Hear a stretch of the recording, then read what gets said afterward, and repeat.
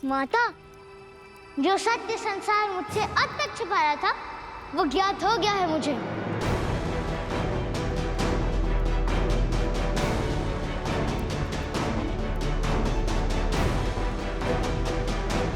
माता, मुझे वहाँ बाहर जाना है। मारुति,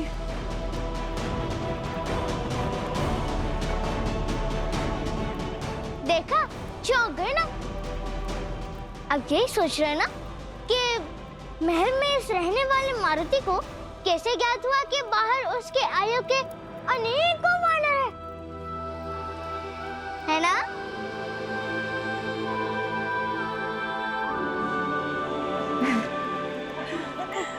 हाँ, हम यही सोच रहे थे। देखा, कर दिया ना चकित। आपका छोटा सा मारुति बुद्धि में भी धनी है। मुझे बाहर जाने की आज्ञा दे दीजिए ना माता, शीघ्र ही लौट आऊंगा। मारुति, ये माता तो चली गई। हाँ?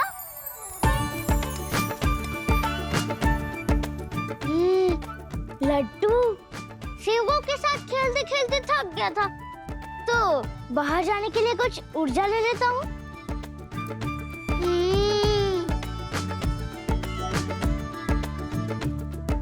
बहुत अच्छा है माता, अब चलता हूँ माता। मारुति, मैंने जाने की आज्ञा कब दी तुम्हें? पर माता, आपने अभी तो कहा।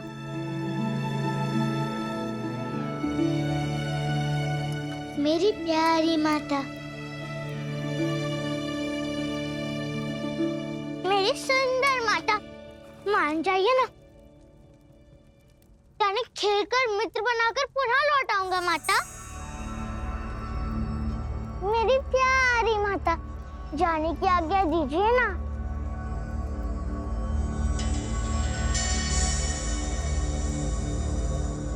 मारुति, बाद में बात करेंगे, अभी ढेर सारा काम शेष है। बस इतनी सी बात। मैं आपका हाथ बटाता हूँ, ये तरकारी काटनी है।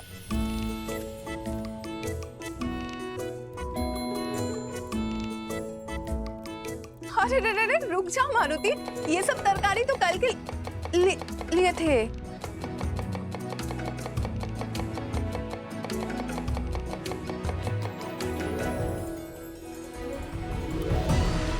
लो, हो गया।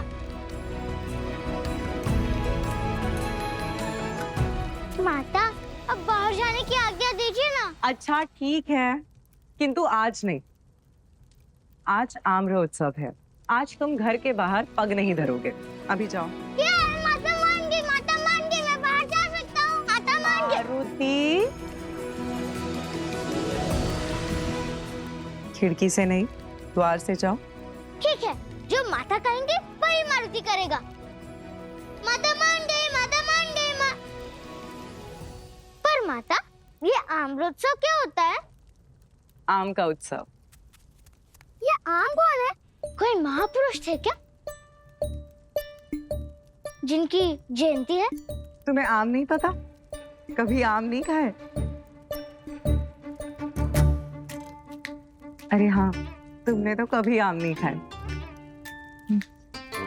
अच्छा चलो, मैं तुम्हें बताती हूँ। आओ। आज वर्षों पश्चात किष्किंधा में आम्र उत्सव मनाया जा रहा है मारुति। इतने प्यारे आम जो उगे इस वर्ष, प्रजा ही क्या, दूर दूर से ऋषि मुनि भी आएंगे इनका स्वाद चखने। आज के दिन सभी गुरुवरों को विशेष सत्कार दिया जाता है और इस अनमोल फल का प्रसाद दिया जाता है। कौन सा अनमोल फल?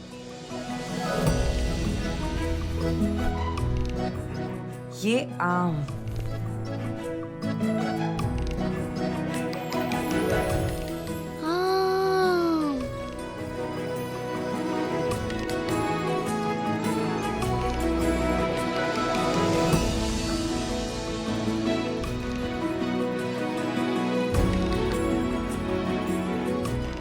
ये कच्चे आमों की पेटी आप बाहर रख दीजिए।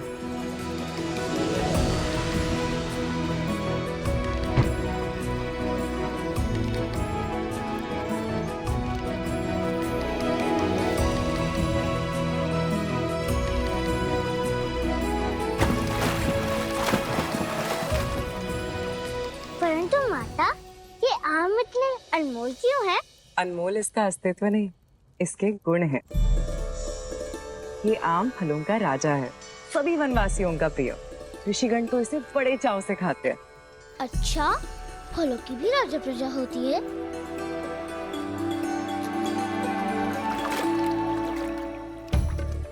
आम राजा है क्योंकि ये अमृत सा मीठा है, पुष्प से अधिक सुगंधित है, आत्मा को तृप्त कर देने वाला स्वाद देता है, स्वाद के साथ साथ गुणों में भी प्रबल है। चाहे कच्चा हो या पका हुआ, दोनों का लाभ उठाया जा सकता है। और एक बार जिसने आम का स्वाद चख लिया, उसे और दूसरा कोई फल नहीं भाता। देखने में और सुनने में तो बड़ा मनमोहक लगता है।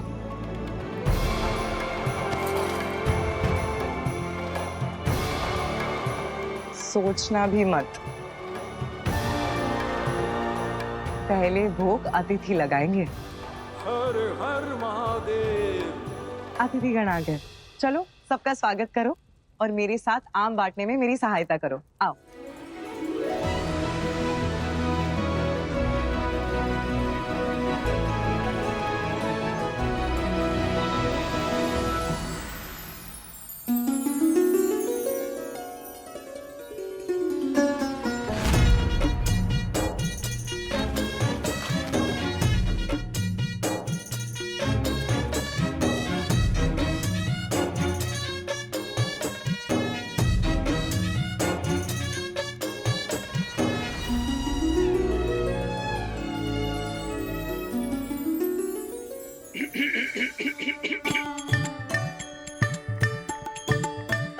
अद्भुत सेवा भाव है तुमने, चिरायु भव।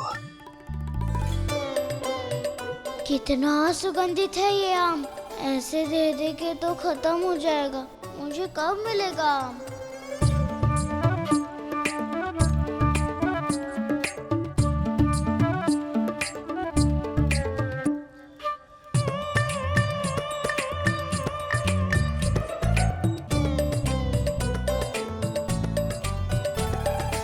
लगता है ये आम बहुत स्वादिष्ट है। कितने मजे से ये लोग खा रहे हैं।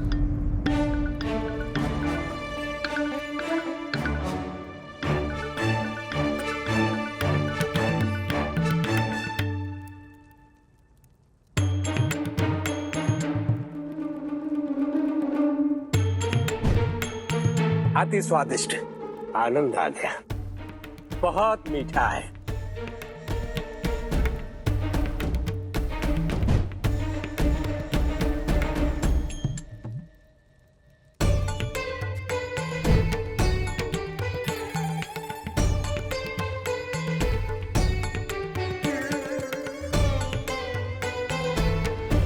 अरे ये तो सारे आम चट कर गए। अब मैं क्या खाऊंगा?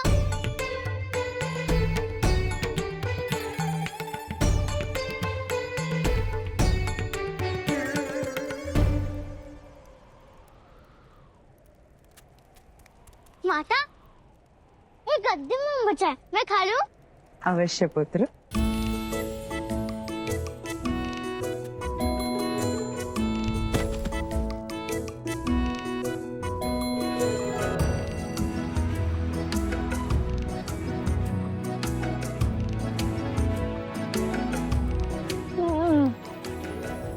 अब आ गए मेरे हाथ में। अब हम दोनों के बीच कोई नहीं आ सकता।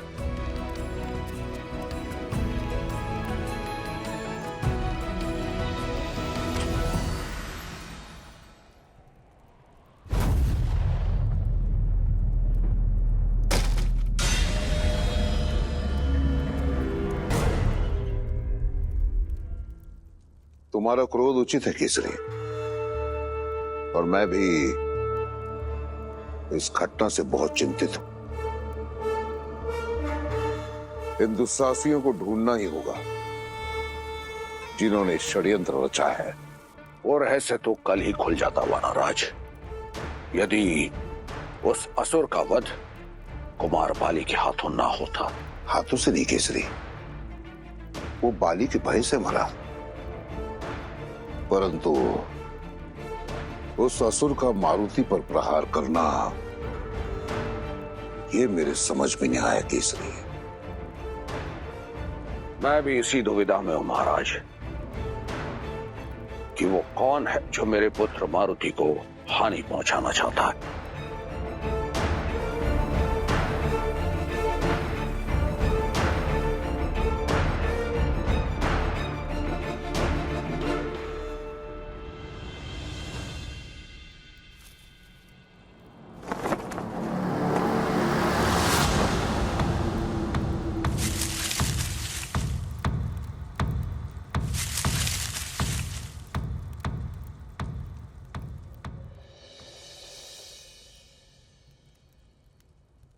तो सच हो, अब फलों का राजा सुमेरु के राजकुमार से मिलेगा। सुगंध तो बहुत मीठी है तुम्हारी, तो स्वाद कितना मीठा होगा।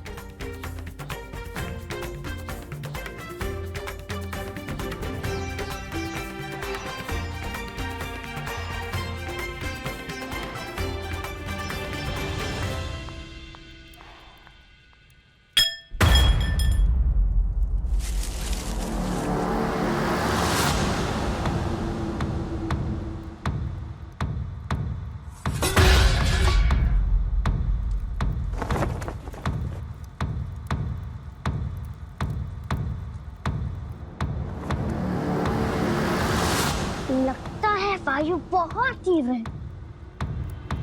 कोई बात नहीं।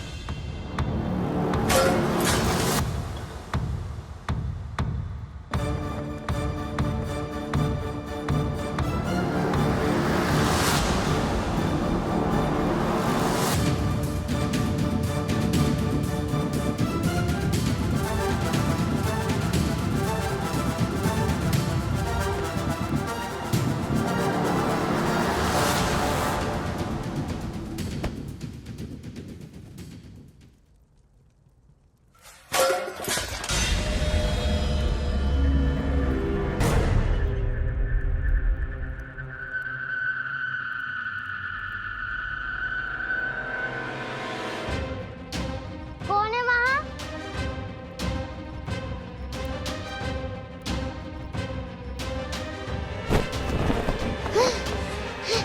निकल निकल।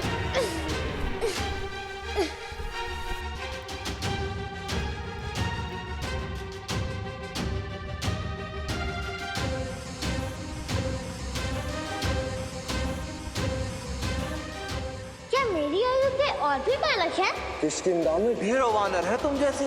किष्किंधा तो भरी पड़ी है तुम्हारे आयु के वानरों से।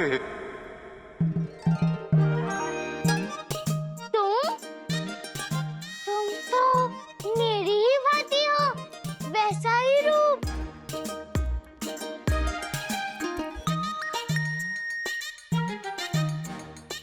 वैसी ही पूछ।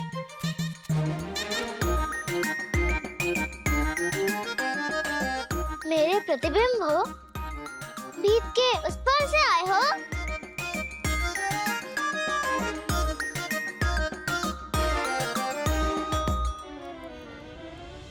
अब बताओ कौन हो तुम? नील, नील हूँ मैं।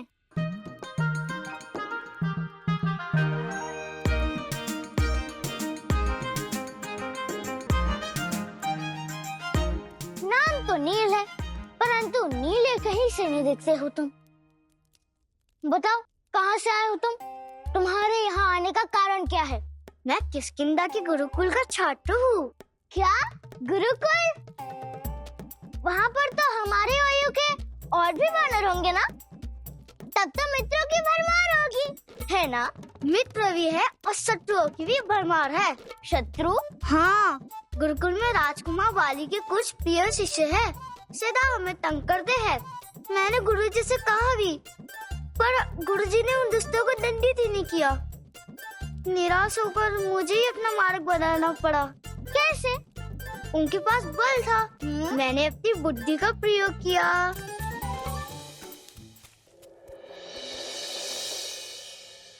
सारी दोस्त गुरुकुल में जमा हो गए।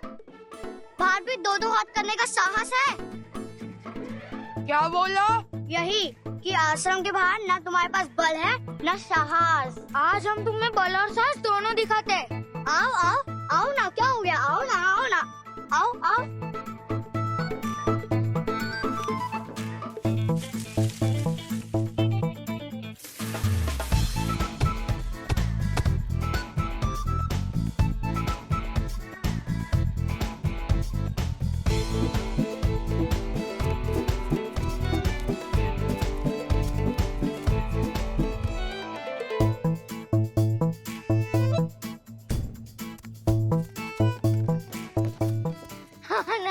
आनंद आनंद, तुम तो बड़े चतुर निकला।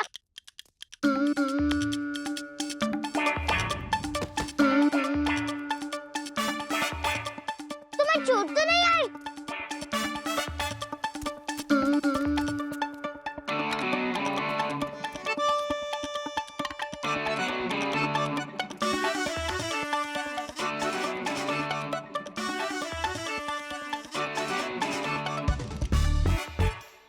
तुम्हें पता है, जब मैं ऐसे गिरता हूँ ना, तब मेरी माता मुझे ऐसे ही औषधि लगाती है। आज तक जितने भी धनवान घरों के बालक मैंने देखे हैं ना, सब एक जैसे होते हैं, स्वार्थी। लेकिन तुम उनमें से नहीं हो, तुम बहुत दयालु हो।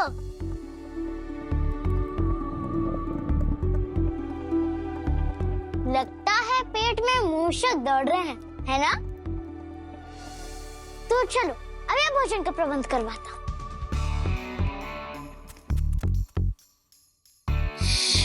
मौन रहो। यदि किसी को भी मेरी यहाँ रहने की भनक भी लगी, तो मुझे इसी क्षण गुरुकुल भेज दिया जाएगा। उधर वो दुष्ट मुझे बहुत मारेंगे। मुझे बस कैसे तैसे अपनी माता के पास जाना है, अपने घर। लेकिन भूखा पैसा ना जाने मैं वहाँ कैसे जा पाऊंगा।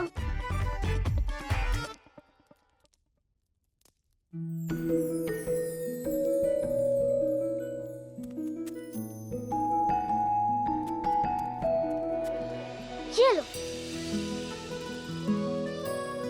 धन्यवाद मित्र। क्या कहा तुमने? धन्यवाद। उसके बाद क्या कहा? मित्र। एक बार पुनः कहना, धन्यवाद मित्र। अब खा लूं?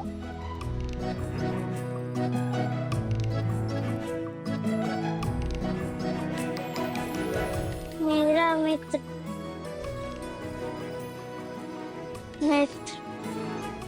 क्षमा करें सेनापति, न आपने ऋक्षराज से अग्नि का उल्लेख किया, न राजकुमार बाली का। क्यों? धारा में कूदने से पूर्व धारा के बहाव को नापा जाता है। जब ऋक्षराज ये सुनने को सज नहीं थे, बाली ने असुर का वध किया है, तो वो मेरे संदेह को क्या महत्व देते?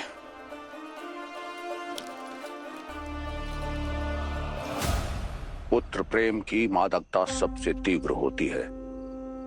मद में डूबे व्यक्ति को समझाने का प्रयास व्यर्थ जाता है।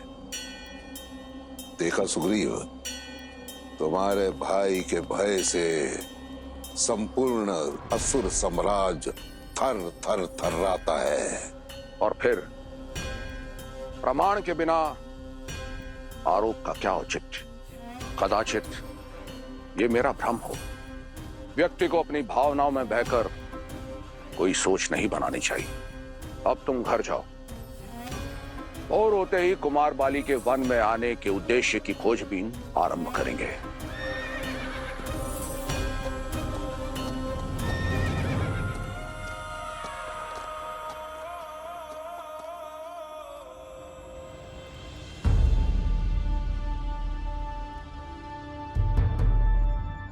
क्या सूचना लाए हो वक्र?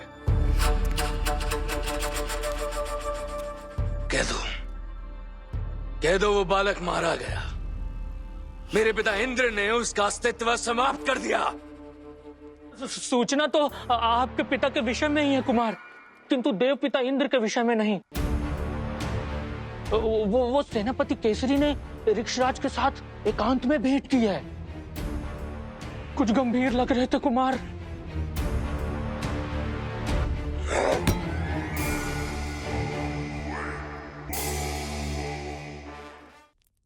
वैसे तुम्हारा नाम क्या है मित्र? मारुति।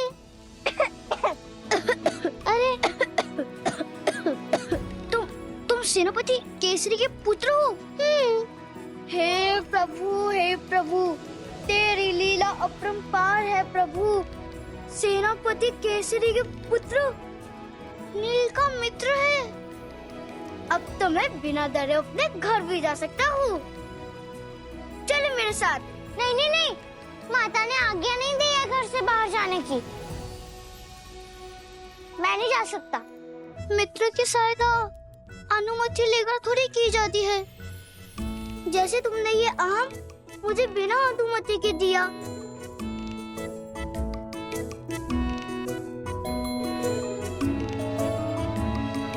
यदि तुम मेरे साथ चलोगे तो मैं तुम्हें 20 आम दूंगा।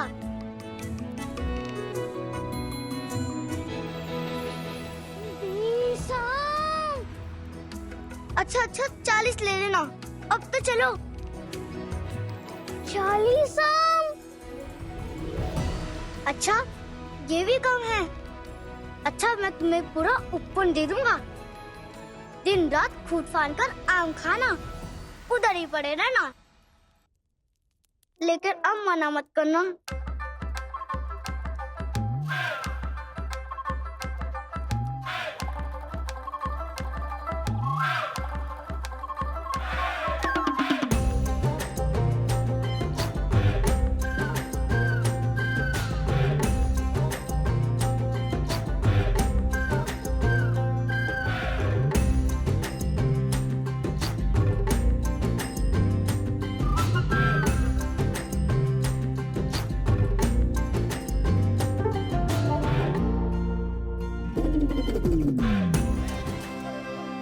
चले?